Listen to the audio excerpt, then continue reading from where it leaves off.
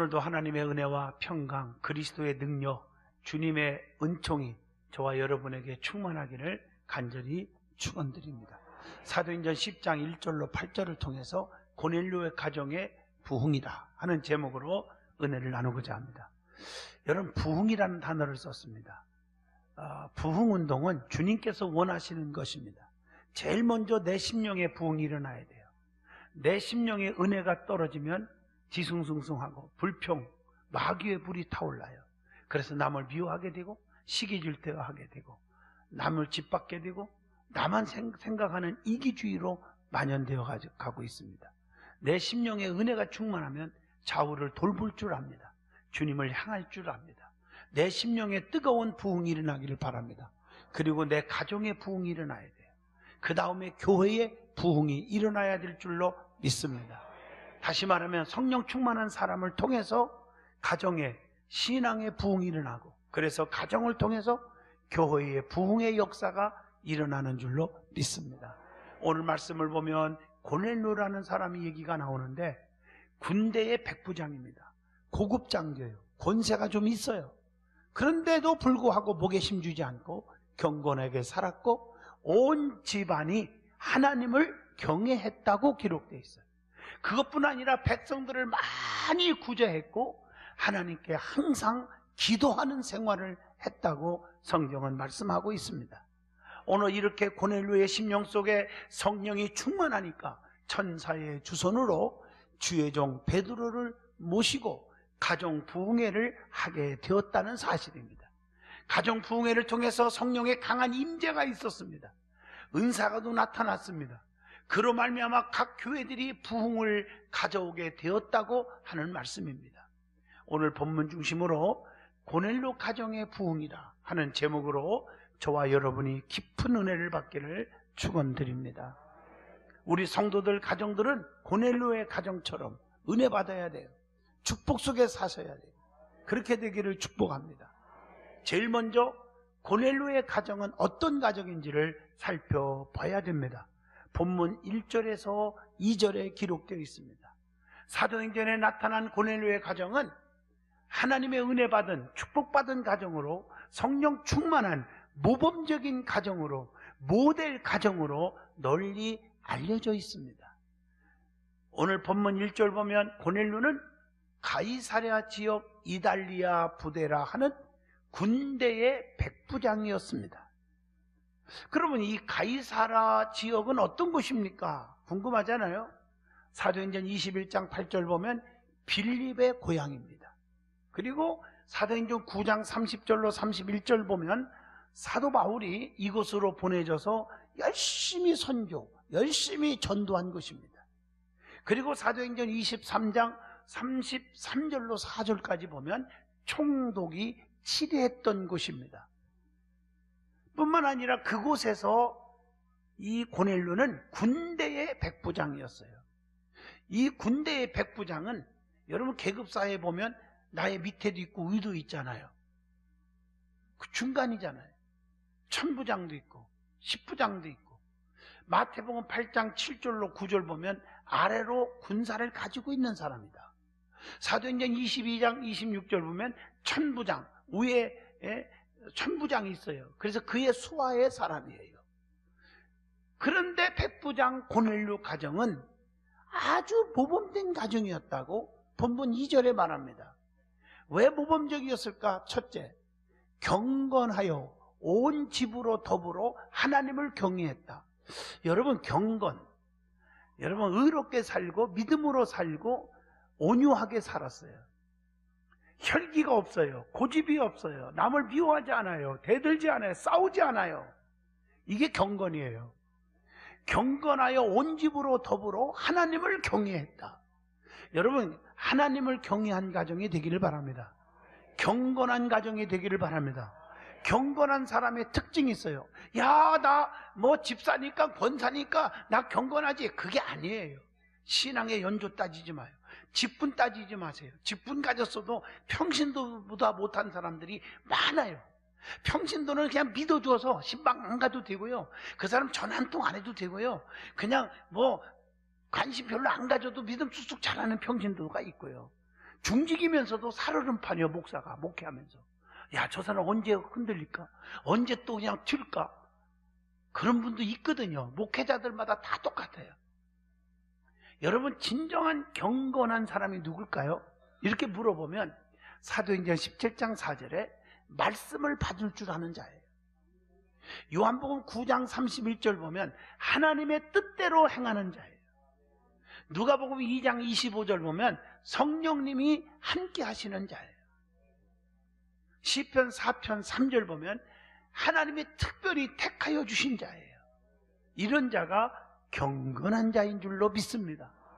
그러면 경건한 사람에게 하나님이 보상해 줘요. 어떤 일이 일어납니까? 경건하게 사는 자, 온유하게 사는 자.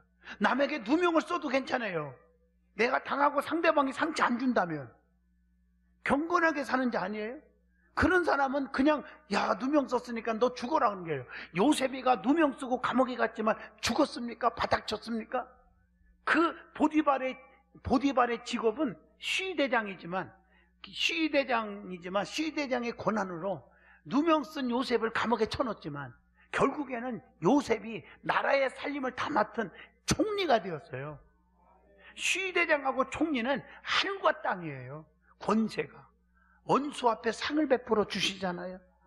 경건하게 의롭게 살아가는 사람에게는 어떤 일이 있을까요? 베드로후서 2장 9절 어떤 환난과 시험 속에서 하나님이 건져 주신다. 또 디모데전서 4장 8절에 보면 범세에 유익하며 금생과 내생의 약속의 보장이 돼요.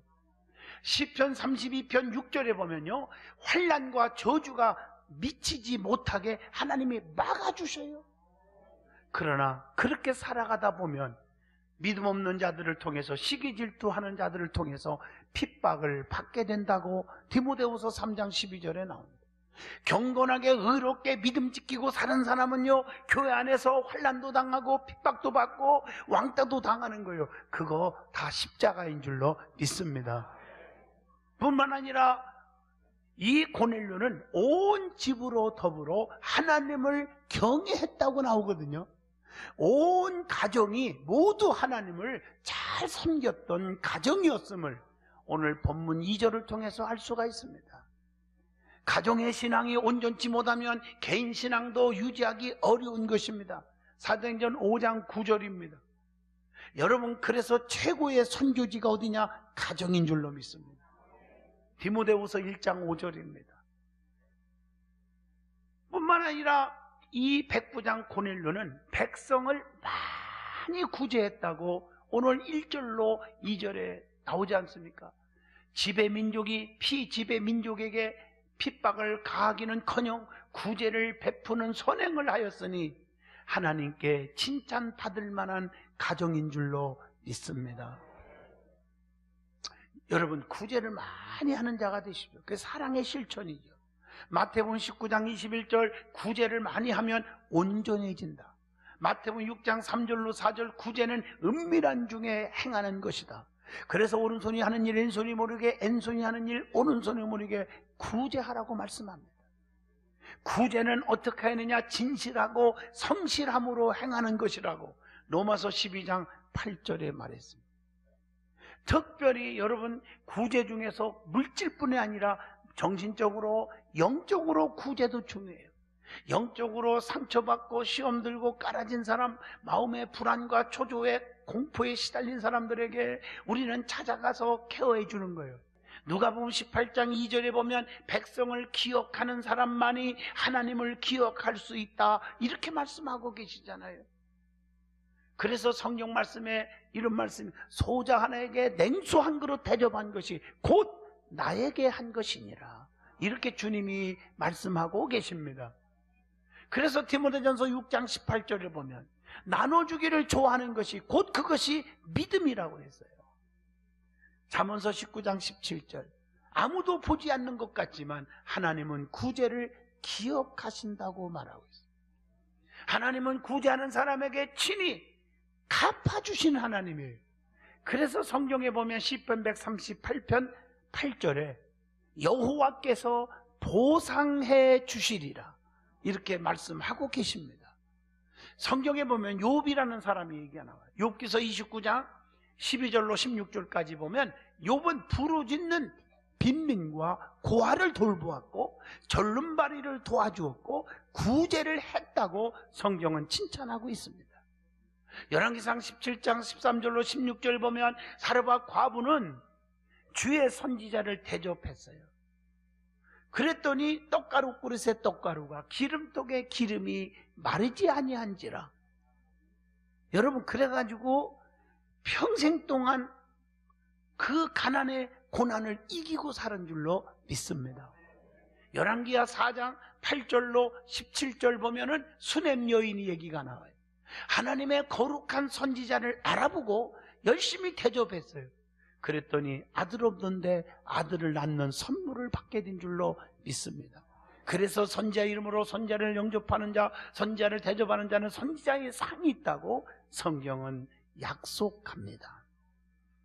마가복음 14장 13절로 15절 보면 마가의 모친은 유월절을 지낼 자리인 다락방을 예수님과 그 제자에게 베풀어 줘서 아들이 선교사가 되는 복을 받게 되었습니다.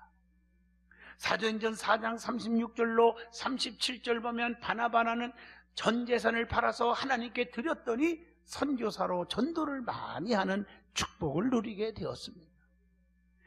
사도행전 9장 36절로 40절까지 보면 다비다라는 사람이 나와요. 믿음 안에서 선행과 구제를 많이 하여 죽었는데 다시 살아나는 축복을 받았어요. 기적이 일어났어요. 그래서 오늘 본문 2절에 경건하여 하나님을 경외하며 백성들을 많이 구제하여 하나님께 항상 기도하는 삶을 살아서 성령 충만함을 받게 되었다고 말씀하고 있는 것입니다. 그래서 오늘 본문 2절에 고넬료는 항상 하나님께 기도했습니다. 기도할 때 내 믿음이 성장하고 기도할 때 이웃을 보살피는 마음이 생기는 것입니다. 그래서 데살로니가전서 5장 17절 항상 기도하라는 거예요. 이것이 하나님의 뜻이에요. 성도의 기본 본분인 줄로 믿습니다. 그래서 요한일서 5장 15절에 기도는 응답이 되는 축복의 사건 중의 사건이에요. 그래서 누가복음 22장 46절을 보면 우리 예수님은 항상 기도하셨고 우리에게도 기도하라 이렇게 명령하고 계신 줄로 믿습니다. 그래서 성경에 보면 응답받은 사람들이 너무 많잖아요. 기도는 심는 거예요. 심으면 반드시 거두는 날이 올 줄로 믿습니다. 그게 지금 즉시 이루어지는 것도 있고 1년, 2년, 5년, 10년 보면 어머나 그때 이해가 안 되는 엄청난 기도를 했더니 그 기도가 지금 그대로 되었네, 이런 때가 오는 줄로 믿습니다. 그래서 기도하고 낙심하지 말아야 된다고 했어요.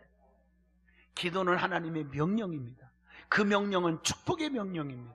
사무엘상 1장 10절로 11절이나 20절 보면 한나는 기도로 아들이 없어서 너무 힘들었는데 기도했더니 나라와 민족을 살리는 위대한 지도자 사무엘을 얻었습니다.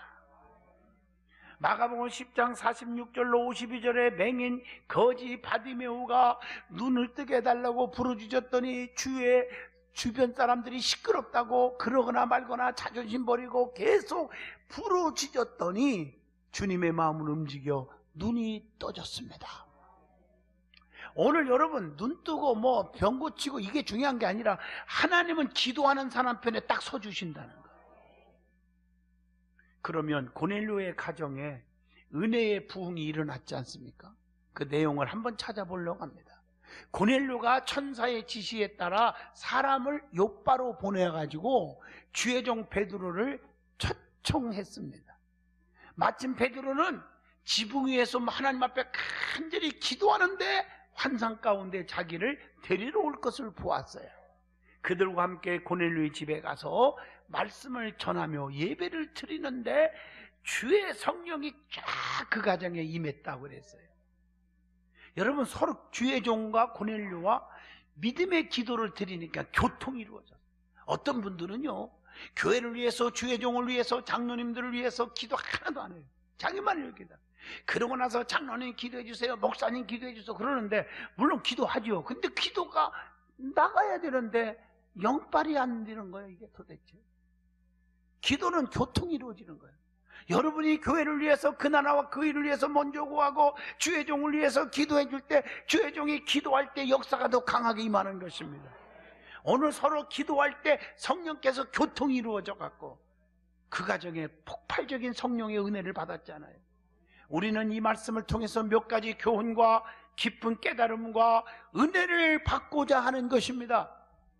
어떻게 해서 고넬료의 가정에 성령이 충만했고 임했습니까? 첫째, 본문 6절로 8절의 답이 나옵니다. 순종하는 고넬료의 믿음이었기 때문입니다. 전사의 지시를 받은 고넬료는 목에 힘을 주고 내가 누군데, 내가 백부장인데 하면서 그냥 무시하고 그냥 하찮게 생각할 수도 있잖아요. 그런데 그 음성을 듣고 집안 하인들과 종들 가운데 경건한 사람 하나를 불러서 욥바로 베드로 있는 곳으로 보냅니다. 이게 순종이에요. 하나님의 명령에 고넬료는 즉각적으로 순종했어요. 아브라함에게 이삭을 모리아산에 가서 바쳐라 그럴 때 생각해 볼게요. 가족회의 할게요. 부인하고 은은 좀 해볼게요. 아니면 하나님 그럴 수 있습니까? 아니 사랑하는 아들 백세의 아들 줄 때는 언제고 정이 팍 들었는데 번제로 바치라니요. 그럴 수 있잖아요. 근데 아브라함은 그러지 않았어요. 하나님을 제일로 사랑하기에, 하나님의 뜻을 믿었기에 아침에 일찍 일어나 이삭을 끌고 모리아산으로 가지 않습니까? 즉시 순종했어요. 그래서 하나님이 아브라함에게 복을 주고 그 아들에게도 복을 주고 놀라운 100배의 축복을 주신 줄로 믿습니다. 그래서 사무엘상 15장 22절에 계산하고 따지지 말고 순종이 제사보다 낫다고 하는 이 말씀을 새기셔야 합니다. 요한일서 2장 5절로 6절에 하나님의 사랑으로 말미암아 순종하게 되었다는 것. 또 하나는 엎드려 주의 종 베드로를 영접하는 겸손한 고넬료의 신앙이 아주 아름다웠다는 것입니다. 사도행전 10장 25절의 말씀을 보십시오.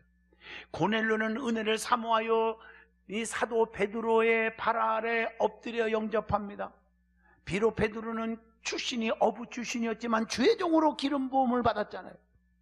자기는 권세가 있지만 그의 주의 종 앞에 엎드렸어. 오늘날 주의 종 앞에 대들고 그런 거는 전혀 다르잖아요. 그런 분 있잖아요. 무슨 얘기하면 변명하려고 말대꾸하고. 아니잖아요. 무조건 와가지고 발 앞에 엎드려 영접합니다. 그때 베드로는 맞다, 내가 주의 종인데 잘했다 이러지 않았어요. 나도 사람이다, 일어나라 이렇게 세웁니다. 그게 사도행전 10장 26절이에요. 복음을 전하는 자나 복음을 듣는 자나 다 겸손해야 돼요. 주의 종과 고넬료는 모두 겸손한 사람이었음을 알 수 있습니다. 하나님은 겸손한 사람에게 은혜를 베푸시는 줄로 믿습니다. 그래서 베드로전서 5장 5절에 겸손으로 허리를 동이라고 그랬어요. 그때 하나님이 함께 하신다고 약속합니다. 그래서 성경에 겸손하는 말이 무척 많이 나와요. 베드로전서 5장 6절 낮아지려 하면 높여주신다고 했어요. 빌립보 2장 3절 보면 그리스도인의 참된 대인관계가 뭐예요? 자기보다 남을 좋게 여기는 거예요. 더 귀하게 여기는 거예요. 예수님이 땅에 오신 목적이 뭡니까? 마태복음 20장 28절에 섬김을 받으러 온 것이 아니라 도리어 섬기려고 오셨다고 했습니다. 누구든지 목에 힘을 줘서는 안 돼요. 저부터 시작해서 모든 교역자들이나 장로님들, 성도들, 우리 교회는 섬기는 교회가 되기를 바랍니다. 누구든지 함부로 남에게 말을 해서 상처 주거나 명령하거나 권위를 부리면 그것은 용납하지 않습니다. 하나님이 용납하지 않습니다. 다 섬기는 자가 돼야 돼요. 예수님은 자기를 비워 종의 형체를 가지신 겸손한 분임을 빌립보 2장 7절로 8절에 말씀하고 계십니다. 우리는 요한복음 3장 28절로 30절 세례 요한의 겸손을 배워야 합니다. 인기가 하늘을 찌른다고 해서 목에 힘줍니까? 내가 이런 일을 했고 자기 공적을 과시하지 않았습니다. 그의 입에서 나오는 말이 얼마나 우리에게 뜨거움을 주는지 몰라요. 요한복음 3장 28절에 나는 그리스도가 아니다, 주님 앞에 보내심을 받은 자라고 말합니다. 요한복음 3장 11절 보면 나는 그의 신을 들기도 감당하지 못하겠노라. 나는 날마다 세하여야겠고 예수님은 날마다 흥하여야 되리라. 이렇게 말하고 있습니다. 자기를 알아주기를 원하고 자기 공적을 칭찬하기를 바란다면 그건 아직도 모르는 사람입니다. 맞습니까? 하나님 앞에 낮은 자가 돼요. 주님은 다 보고 계시는 거예요. 보셔서 그에게도 하나님이 보상해주고 자녀들에게도 보상해주는 거예요. 그래서 신앙생활을 겸손하게 똑바로 하시면 때가 되면 하나님이 열매로 보여줄 줄로 믿습니다. 그리고 고넬료는 사도행전 10장 24절 예배자의 자세를 갖춘 자예요. 자기 혼자 예배 드릴 수 있잖아요. 나 혼자 축복받고 싶잖아요. 그런데 그의 친척과 가까운 친구들을 다 모아놨어요. 예배가 너무 귀하다. 예배를 통해서 은혜가 충만하고 축복이 온다는 걸 믿었기 때문에, 그래서 함께 은혜 받고자 했던 것입니다. 예배하는 자는 요한복음 4장 24절 하나님은 영이시니 예배하는 자는 신령과 진정 영과 진리로 예배할지니라 라고 말씀합니다. 그래서 예배의 자세를 보면, 여러분 예배에 대한 생각하는 걸 보면 그 사람의 믿음을 점검할 수 있어요. 본인들이 가슴에 손 얹고 내가 예배를 얼마나 귀하게 여기는가 솔직히 한번 점검해 보시기를 바랍니다. 예배는 하나님을 경외하는 주님의 백성들이 찬양과 고백과 기도와 감사로 존귀와 영광을 하나님께 돌린다는 뜻이 있습니다. 예배하는 바른 자세는 한 생명이라도 하나님께 나오게 하는 심정을 가져야 합니다. 성전에 많은 사람을 데려와서 내 집을 채우라고 누가복음 14장 23절에 말씀하고 있어요. 베드로의 설교 말씀을 들을 때 하나님 앞에 있다고 고백하며 말씀을 사모했어요. 사도행전 10장 33절 오늘 이 예배에 내가 하나님 앞에 지금 앉아있다. 베드로가 말씀을 전할 때 성령이 고넬료 가정에 강하게 임했다고 사도행전 10장 44절로 45절에 기록되어 있습니다. 고넬료와 그의 가족들이 베드로를 통해서 세례를 받게 되는 은총을 받았어요. 사도행전 10장 47절 48절입니다. 고넬료의 가정은 성령 세례와 물 세례 모두 다 받은 줄로 믿습니다. 성령 세례는 예수님께서 사도행전 1장 5절에 이미 미리 말씀하신 것입니다. 주님께서 약속하신 성령 세례의 언약대로 임하셨다고 사도행전 11장 16절의 말씀입니다. 세례를 받음으로 하나님 앞에서 우리가 죄인임을 시인하게 되는 거예요. 마가복음 1장 4절입니다. 세례는 하나님을 향한 우리의 신앙 고백의 표시라고 마태복음 3장 15절을 통해서 깨우칩니다. 세례는 우리의 영적 생활에 무한한 기쁨과 확신을 주게 됩니다. 베드로전서 3장 21절. 그리고 베드로가 두 번째 말씀을 전할 때 고넬료의 가정에 성령이 임했다는 사실이에요. 사도행전 10장 34절로 43절입니다. 환상을 보고 베드로는 고넬료의 집에 가게 됩니다. 사도행전 10장 19절로 20절. 설교 내용을 보면 우리가 보면 참 아주 간단한 설교 같지만 핵심이 있어요. 오직 예수요. 오직 예수에 대한 얘기만 했어요. 사도행전 10장 34절 하나님은 애물을 취하지 않으신 분이다. 또 사도행전 10장 35절 하나님을 경외하며 의를 행하는 사람은 하나님이 받으시는 거다. 사도행전 10장 36절에 예수님은 만유의 주가 되신 분이다. 예수님께 성령과 능력을 기름 붓들 하나님께서 하셨다고 38절에 말합니다. 예수님은 하나님이 나와 함께 하셔서 마귀에게 눌린 자를 고치시는 거라고 38절에 말합니다. 예수님은 십자가에 죽었지만 다시 부활하셨다고 39절로 40절에 애칩니다. 믿는 사람들을 구원하는 사죄의 은혜가 있다고 43절에 애칩니다. 여러분, 예수 믿으면 사죄함이 있습니다. 또 예수님만 믿으면 믿고 세례받은 사람이 구원을 얻는 것입니다. 이걸 아셔야 돼요. 베드로의 말씀을 듣는 사람들이 이 말씀을 듣다가 모두에게 성령이 내려 임하셨습니다. 하나님의 말씀, 예수의 말씀을 전하는데 성령이 임하셨습니다. 우리의 삶 속에 예수가 잊어서는 안 돼요. 오직 예수가 되어야 돼요. 성령의 역사는 말씀을 들을 때 임할 줄로 믿습니다. 우리는 오직 예수, 결론입니다. 고넬료는 백부장입니다. 베드로는 이력으로 보면 어부 출신입니다. 그러나 하나님이 사도로 세웠습니다. 고넬료는 베드로를 주의 종으로 겸손하게 모셨고 성령의 음성을 무시하지 않았습니다. 그의 말씀에 겸손하게 자기만이 하나 아닌 온 가족까지 모아놓고 말씀을 들었습니다. 그 말씀 속에 성령이 임했고 은사가 임했고 성령 세례를 받게 된 줄로 믿습니다. 성령 세례뿐만 아니라 물 세례도 받았습니다. 하나님은 경건하여 하나님을 경외하고 남을 구제하는 데 힘쓰고 하나님께 항상 기도하는 고넬료와 그의 가정에 성령 충만함을 주신 줄로 믿습니다. 우리도 고넬료의 신앙을 본받아서 성령 충만함을 받으시기를 축원드립니다. 온유와 겸손한 삶을 사시기를 바랍니다.